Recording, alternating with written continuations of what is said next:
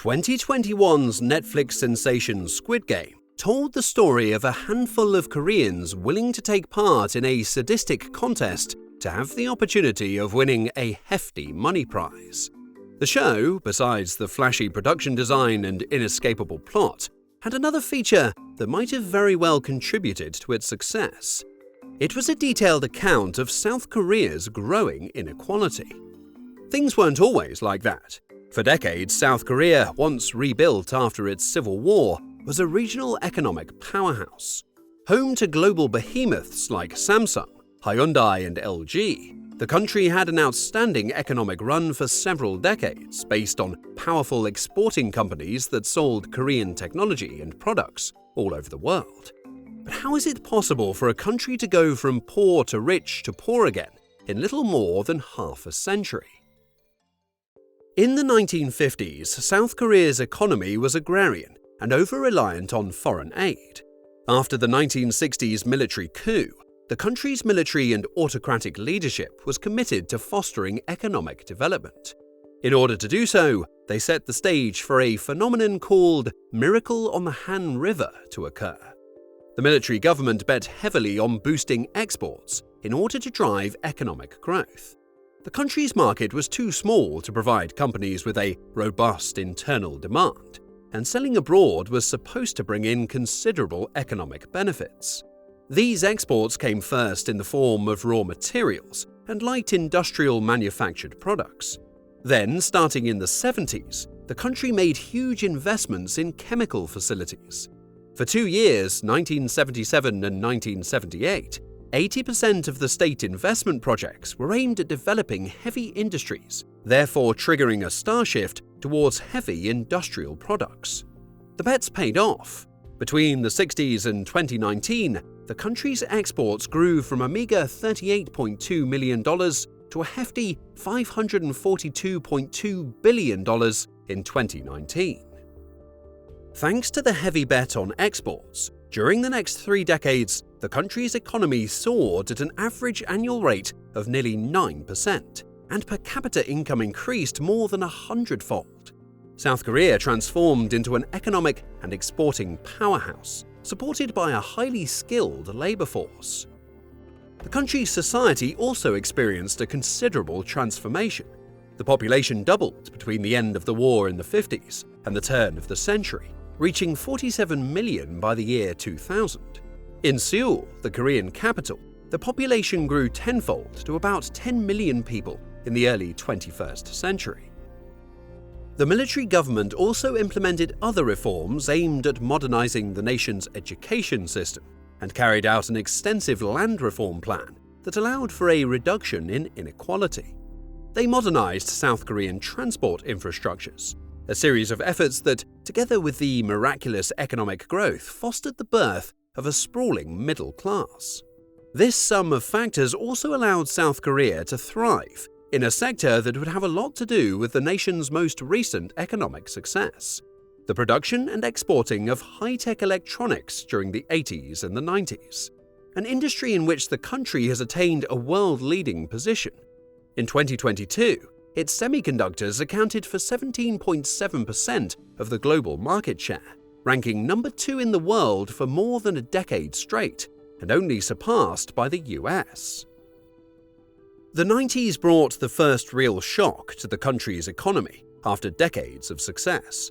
The 1997 Asian financial crisis, started by the collapse of Thailand's bahts, caused the Korean currency value to plummet.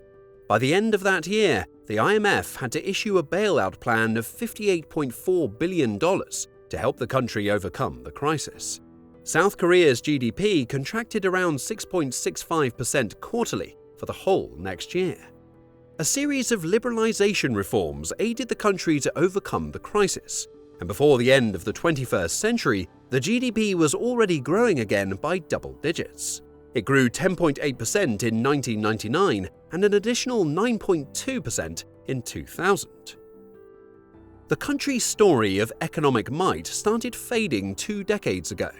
The first years of the century saw the growth rate fall under 5%. Then, the global 2008 financial crisis hit the country's economy hard. the manufacturing industry suffered a considerable blow and dropped 25.6% between the start of the Great Recession and 2009.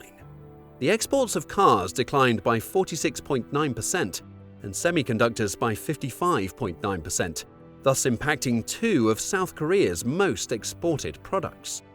A worrisome trend was underlined by the Great Recession. The contribution of exports and investments to the nation's GDP decreased. The country's economic growth fell to 2.3% in 2008 and then 0.2% in 2009. As such, Korea avoided entering into a recession during the Great Recession, but was unable to escape the hindering of its past more than successful economic growth. The prospects were dire. While the export over-reliance paid handsomely in the wake of globalization, it rapidly turned into a drag once the current wave of deglobalization started. Today, in a world riddled with geopolitical tensions that not so long ago was closing its borders due to a pandemic, South Korea's exporting model seems no longer functional. To complicate matters further, one of the country's main export destinations, China, is sharply slowing its demand for Korean products. Today, China is dealing with an important economic slowdown. Furthermore, once a golden destination for Korean technology, cosmetics and cars, the once sleeping giant is now turning its back on its partner. Not only Korean tech companies are losing market share in China, but they are also facing increasing competition from Chinese companies. In this context, in 2023, South Korea exported more products to the US and Japan combined than to China, the lead destination for Korean exports since almost 2 decades ago. To make things worse, South Korea's industrial production and exports are concentrated around a handful of industries. This makes the economy exceptionally vulnerable to downturns that are sector-specific. And coincidentally, the main industry in South Korea is one that has been facing a perilous economic situation in the last years: the tech industry. Looking into the future, the country will face 2 stark problems.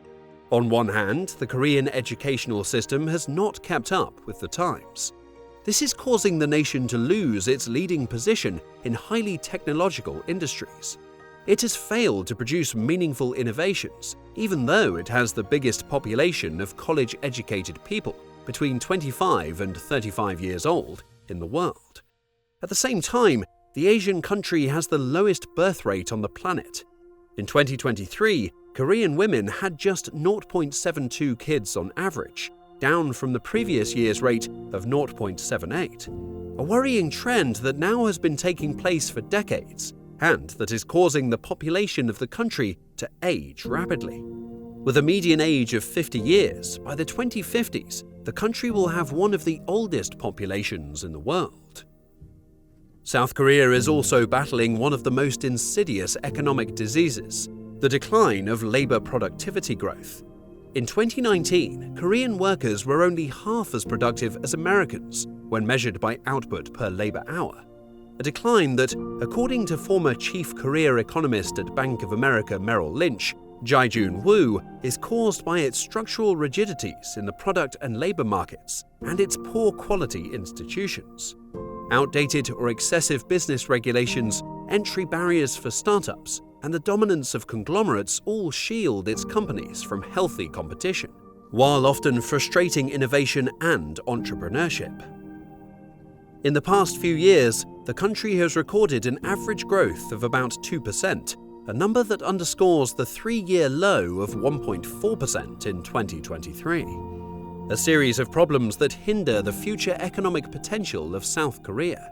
One that, if gone unsolved, can throw the country into suffering a Japanese-style stagnation for decades to come. And Japan, mind you, has already been incapable of escaping stagnation for more than 3 decades. A situation that would mean that South Korea has gone from rags to riches and again to rags in the span of less than a century.